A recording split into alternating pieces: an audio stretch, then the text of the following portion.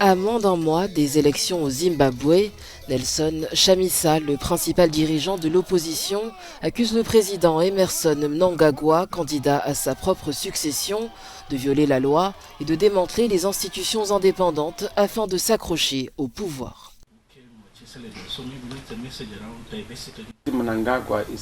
Le président Emmerson Mnangagwa est en train de déclencher une crise nationale.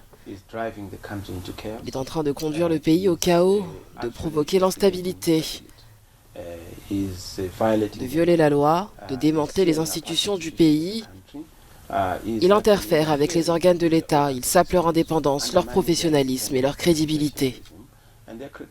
Chamisa, qui défiera le ZANU-PF, parti au pouvoir lors du scrutin du 23 août, dénonce des actes d'intimidation orchestrés par le chef de l'État à l'encontre de son parti.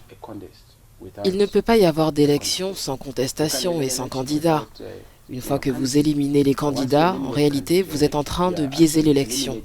Et c'est ce que nous dénonçons. C'est une sorte de coup d'État contre le scrutin, contre la liberté de choisir et contre les citoyens. Et nous ne permettrons pas à ce genre d'initiative de subsister.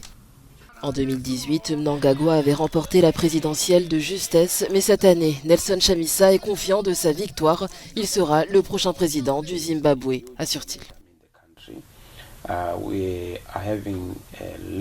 Il y a un grand élan dans le pays. Nous recevons beaucoup de retours positifs. Notre message se fait entendre. Il répond aux attentes et aux espoirs, ainsi qu'aux aspirations du peuple zimbabwéen. Dans les zones rurales, nous avons fait des percées significatives. Je peux affirmer que nous sommes le prochain gouvernement du Zimbabwe, au regard des encouragements que nous avons eus. Les gens en ont assez, ils sont fatigués de ce vieux système. Ils veulent un gouvernement plus digne.